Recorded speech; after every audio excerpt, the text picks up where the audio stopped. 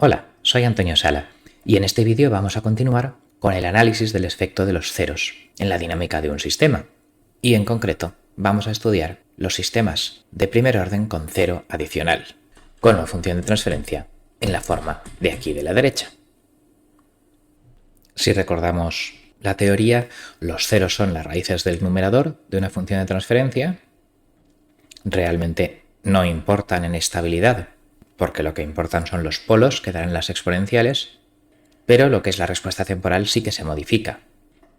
Si yo tengo un sistema G1 y ese sistema le multiplico por 1 más ρs, pues la salida de este nuevo sistema es la salida de G1 más ρ veces la derivada de G1. Y por supuesto, si el 0 estuviera en el origen, lo que saldría sería exactamente la derivada de G1.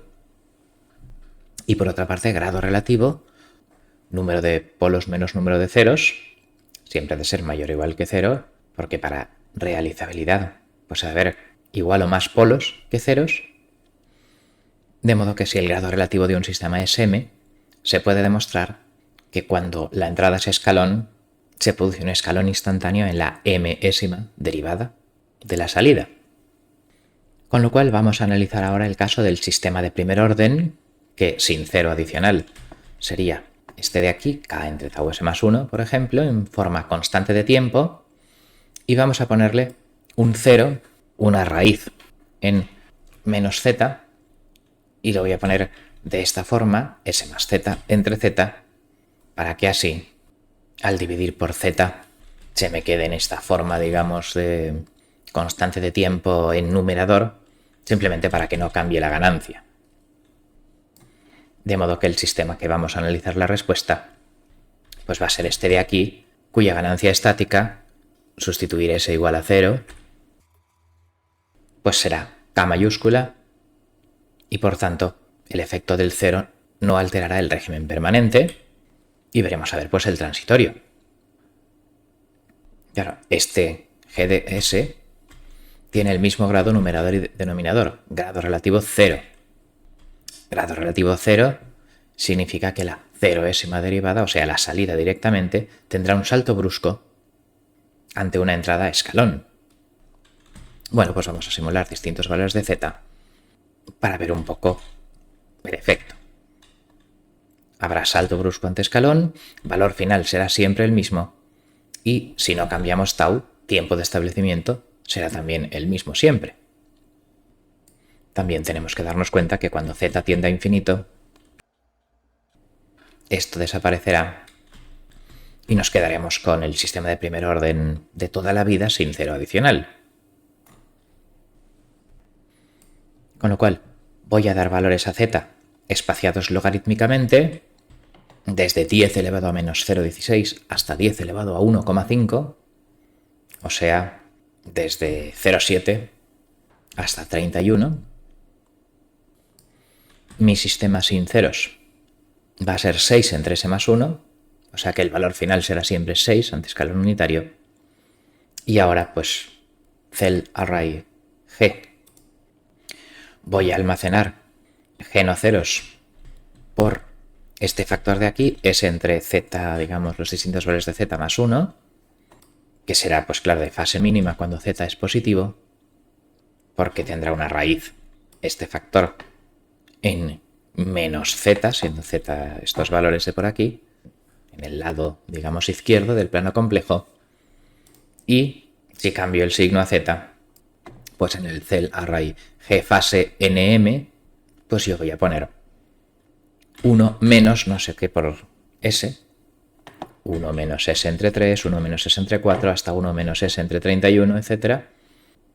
Y lo que ocurre es que entonces ese sistema será de fase no mínima y tendrá respuesta que empezará por debajo de 0. Efectivamente, el objetivo de este vídeo es verlo en detalle, ¿vale? Con lo cual, pues vamos a hacer primero la respuesta ante escalón de los g y luego la respuesta ante escalón de los g fase nm para sacar nuestras conclusiones.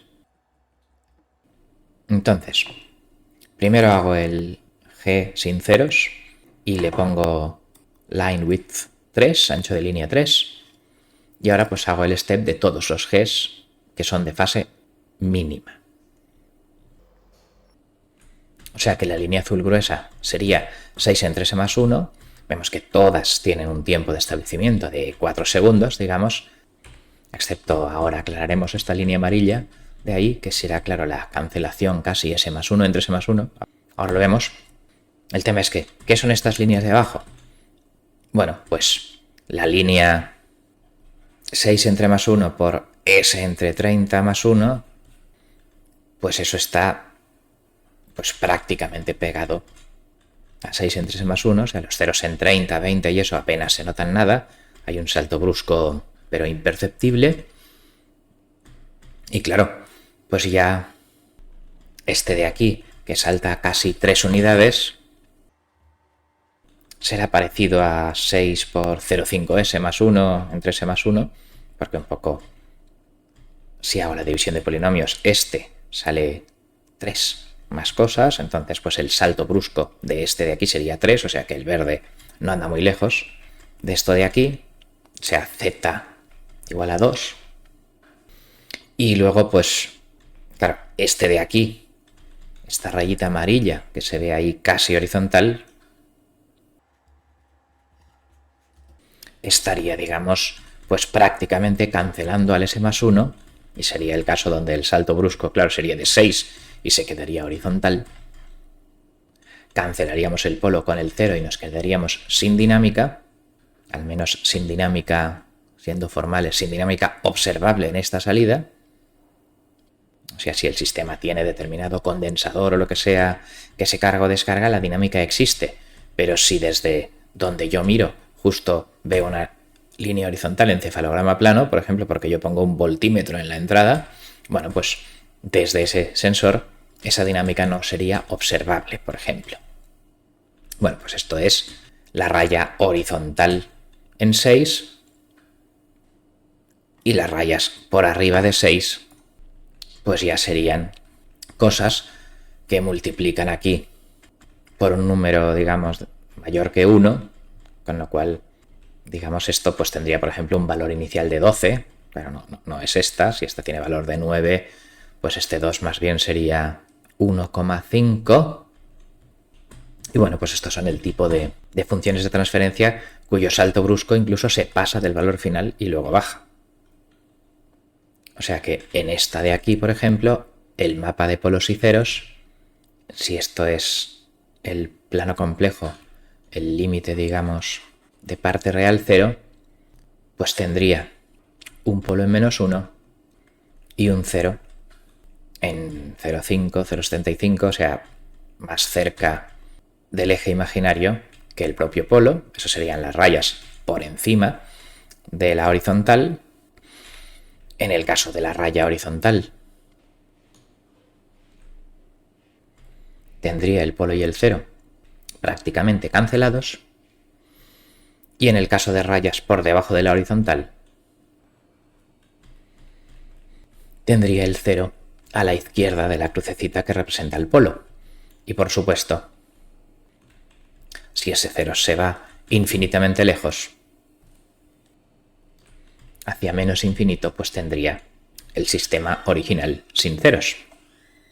Con lo cual, este es el comportamiento de un sistema de primer orden con 0 adicional, de fase mínima. Vamos a ver ahora el 0 adicional de fase no mínima. En este caso, vuelvo a dibujar en línea azul gruesa el sistema sin ceros y ahora, bueno, pues lo que veo es que al añadir 1 menos algo por s en el numerador, pues simplemente hay un salto brusco cuando llega a un escalón y ese salto brusco es hacia abajo.